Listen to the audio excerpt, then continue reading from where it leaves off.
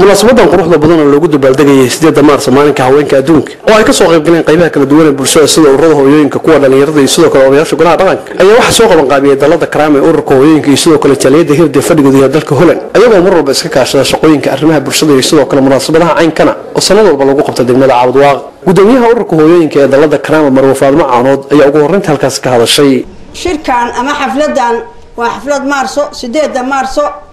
8 Maarso saad ogtiinba ma ahan shir annaga kaliya ah shir gabdhaha degmadan kaliya ah shir gobol kaliya ah shir Soomaaliya kaliya ah waa shir adduunka oo dhan gabdhaha adduunka oo dhan ah shir gabdhaha adduunka oo dhan ah oo maalin haweenka loo cayimay oo adduunka oo dhan looga yaqaan weeyaan maalinta dabaaldegeedu raggu waa u dabaaldegay waana la socdaa ragga hadday isku hawl baano waa wiilashanadii iyo gabdhahanagii gabdhaha iyo wiilashu waa isku hawl ragga nagu nagama haro annaguna markay hawl qabanayaan kama harno maadaama aan aabbayaashana mar yihiin mar odayaashanada yihiin mar wiilashanada yihiin wixii aan qabanna wayna la qaban way faraxsan yihiin hadda maanta waa arkaysaa wajiyadooda quruxdooda annaguna waa faraxsanna 8 Maarso waxay ahayd waqti hore 1910 ayay ahayd waqtigii la cayimay waxaa ka soo qayb gashay 800 oo qof oo wafuud ah oo adduunka isaga timid oo 80 madaxweyne ka mid tahay waad garan kartaa 80 madaxweyne meel ay timid meel ciyaar inaysan ahayn Maarso marka saasaad ku ogaanaysan ciyaar inaysan ahayn ee maalin weyn ay tahay waa maalin qiimo leh waa maalin qadarin leh waa maalin sharaf leh waa maalin gidigeen karaamo iyo qosol iyo bayr qino ah aad baan u faraxsanahay ilaa iyo bari iyo maanta iyo maalmaha dhan waa faraxsanaan ayada farxadeedan ku faraxsana waxaan gabdhaha adduunka ugu baaqayaa farxadaas waa inay nala qaybsadaan anaguna aan la qaybsano waxaan ku soo dhaweynhayaa salaan iyo habalyo meel ay joogaanba adduunka oo dhan kuwa dibadaha kuwa adduunka oo dhan kuwa Soomaaliya kuwa degmadan nabad iyo khayr iyo caafimaad baan ku soo dhaweynhayaa waxaan u mahad celinhayaa hay'adda hirdo ayaa naga caawisa annaga ilaa 10 sano dhowr 10 sano hadda dhigaynay oo qaas ahaan u dhigaynay oo gabdhaha magaalada isugu yeeraynay oo aan damaashaadaynay hirda naga caawisa hirda waa u mahad celinaynaa waxaan leenahay wiilkiisa ha idin shaqeeyo waa mahadsantiin ajar iyo xasana Allah idin siiyo abaalkiina wada heli doontaan ama ilaahay baad ka heli doontaan ama naga heli doontaan waxaan ku soo dhaweynhayaa ma qaban wax qabadka naga kaliya hirda ma qaban waxay qabatay ceesha boqboqlaha oo adduunka biyaha rogaysa oo shaawirada leh waxay qabatay iskuulka markay noo yimaadeen reer hirda oo noogu horeysay caruurtay la hadleen adeer maxaad jeceshaa inaad qabato adeer inaan maqaayada saxamada u dhaqo cunno ka cuno adeer inaan kirishbay noqdo adeer wax ma yaani murar dalaac iskuulkaas anu guddigii baan ku jiray lagu soo qoray koomboyn caana boore baan u safnay inta oo galaas iyago ah koomboyinka caana boora saan uga wadnay kuraas baan u dhigin hirda guriye u dhistay qalab bay u keentay adduun waa kuwan maanta jaamacadaha ku jira sharaftaas hirda iska leh sharaf inta koombo lagu bilaabay maanta jaamacad loogu jiro hirda iska leh annaga wax qabadkana kariima ceesha iyo biyaha iyo shaawirka iyo barwaaqada waad arkaysid waxa weeye wax balaaran oo ay qabatay ayaa jooga annagana wayna caawisa haween ahaan wayna caawisa caawintaas ayaan gaar ahaan anagu ugu mahad celinaynaa qaas ahaan iyo caam ahaanna haddii mar caabudo qodan wax tartay waa u mahad celinaynaa oo dadkeedii maanta jaamacada ku jiro qaas ahaanna ururka Karaamo haddaan gaar baan ugu mahad celinaynaa wax badan ayayna la qabatay xagga dhaqanka xagga siyaasadda joojinta fircooniga waxbarashada nadaafadda wax badan ayayna la qabatay deymaha gabdhaha la siiyo aad wax tira badan bayna la qabatay waa soo dhaweynaynaa waana la shaqayn doonaa haddii ilaahayna aadna ugu mahadsanyihiin waxaan u gudbayaa waqtiga jira caabud waxaa laga abuuray nabadayn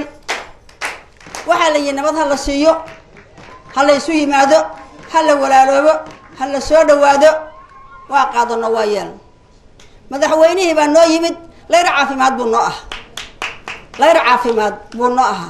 cabdiraxmaan cabdullaahi xaaji oo ku magaca dheer dabca casar isla markaana kamid ah qurba joogta Soomaaliyeed oo ku dhaqan dalka dibadiis kana soo jeeda waqooyiga galguduud oo ku sugnaa muddooyinka ugu dambeeyay degmada Caabudwaaq ayaa goobta munaasabada ee lagu dabaaldegay 8 Maarso maalinka haweenka adduunka oo ku beegan maanta kale waxa uu ka soo jeediyay khudbad aad u soo jeedatay dhagaha dadka iyo sidoo kale guud ahaanba dadka maanta isku yimid munaasabadani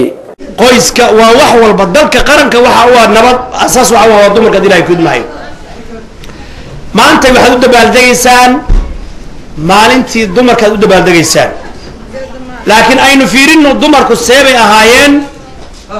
adduunkan xilligii ilaahay soo diray nabigeena Muhammad sallallahu alayhi wasallam ka hor iyo ka bacdi bal baa wax yar soo fiirinayna dilay ku dhimay shaki kuma jiro in dumarkii markii diinta islaamka laga tagay la dulmiyay hadda station kana daa tagtid waxaad arkaysaa dacwooyinka ugu badan waa dumarka la dulmiyay gabar yar oo miskiin oo lala dhuuntay mid uurkii lagu inkiray mid meherkeedii loo diiday mid hadii ilaahay ku idmaayo yaani dulmiga yaala waad yaabaysaa marka waxaan leenahay dumarka hal la ilaaliyo xuquuqdooda ragow qaar baa waxaad arkaysaa leh dumarkii qurbaha waa ku halaabeen dumarkii gaalada ragga ku dacweeyaan dumarkii dhaqan ba ka qaateen dumarkii waa dayacan yihiin yaa guryooda ka bixiyay dumarka yaa barakiciyay sorag ma yaa beedilay sorag ma yaa bilaqaystay dumarka sorag ma yaa kufsaday yaa u diiday gurigeedii iyo degmadeedii iyo deegaankeedii ama santii inay nabad ku joogtay yaa u diiday aad baan ugu faraxsanahay inaan maanta ka soo qayb galo xalfadda 8 Maarso maalinka haweenka adduunka aniga oo kamid ah dhalinyarada degmada ahna arday kamid ah wax ka barata degmada Caabudwaaq gaar ahaan iskuulka Sanley aad iyo aad baan ugu faraxsanahay in aan ka soo qayb galo maanta oo iigu horeysay inaan ka soo qayb galo xalfad ama lagu qabanayo haweenka horta si aad ogtihiin ba haweenku waa laf dhabarta wax kasta hadaysan haween jirin ama aysan adduunkan haween ka shaqeyn waxba nooma taray noloshaan wayna fiican tahay haweenta in lagu dabagalo ama de maalin bay leeyihiin lagu taageero xagga ragga oo de loo dhiga xalfado lagu soo dhaweeyo lagu dhiirigeliyo waa qofka bilaadanka markuu dhiirigelin helo waxa laga yaabaa inuu meeshiisa ka sii talaabo meel fiican uu sii gaaro aad baan u soo dhaweynayaa maalintaas waa maalin adduunka ka weyn inta xalfadatan ka weyn baa laga la ka heer baa lagu gaaraa waxaan rajeynayaa sanadka kale inay ka sii weynaato ama meel fiican lagu dhigo aad looga soo qaybiyo waana mahadsantiin Cabdullaahi Baasaweyne gudoomiyaha xaafadda Oktoobar ee degmada Caabudwaaq ayaa sidalkaas ka hadlay faaduma caanood waxay tiri hirdo wax badan bay qabatay hirda maanta jaamacadda ummadda Soomaaliyeed hirda dhashay marka xaqiiqada inta loo hadlayo beenan la sheegeen oo aan dadka lagu marafurayn hirda dhashay oo Caabudwaaq laga furay waayo iskuulka Koombaala aha bay loo furtay waxa jaamacadda dhigay waxa dhiganayaa ba iyagii way waxa been baan soo aruntay xaqiiq run way waxa qalbiga noogu jiro ul durduro noogu jiro waa tan dabeeraha iskuul layn jiray hirda dhashay oo waxa weeye ceelka aad aragto durdur bay noo furtay markay noo furtaa qof walba ku daydo wixii la ceel waa la qodi karaa war hirda marka amaanteeda iyo magaceeda lama koobi karo hirda marka ayadu taasaan leenahay waxaan kaloo salaamayaa adduun weynaha haweenka adduun weynaha dhan meel ay joogaanba waa salaamaya salaam baan gudbinayaa anigu salaanka bacda kuwa Soomaaliyeed baan salaamaya kuwa islaamkaan salaamaya kuwa Caabudwaaq baan salaamaya karaaman garaam ahaan si salaamaya waa idan soo dhaweyninaa waa idan la shaqeyninaa waa idan garab taaganahay raalli baan ka nahay Maarso waa maalin weyn yaani ku caqliyeystay waa ku garaadsaday raalli baan ka nahay assalaamu calaykum wa rahmatullaahi wa barakaatuh qaar ka mid ah odayaasha dhaqanka ee ka soo qayb galay munaasabadda 8 Maarso ayaa iyaguna halkaas khudbada ka soo jeediyay salaanka bacdigeed niman saaka waxaan warkaalay aadna xaflad balkan ka jidhe warnaga tagbaale waa maalinkii waana dibdhigay dumarkii maalin waxaan rabnay mar hore in arrinta ka shaqeeyaan odayaal waaweyn baa waqtigii la dhaafay baad nagu celinaysaa anaga baali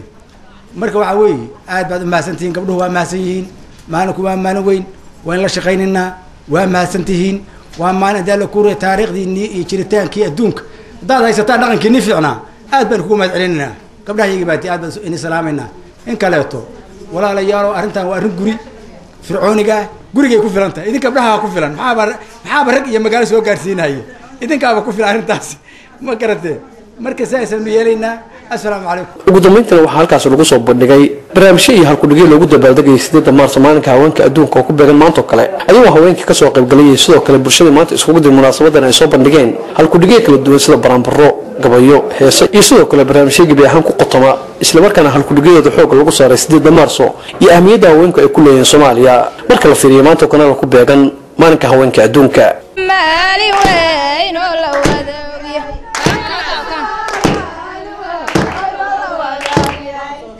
oo maanta waa maalinteeni mahad u dhaha oo maanta waa maalinteeni mahad u dhaha waxaan samahad uga naqayna martida fadhida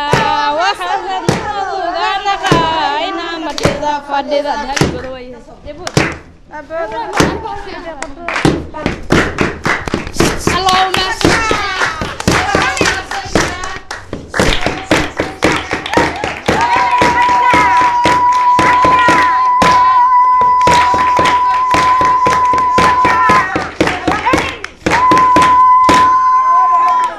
بعد حسن ديني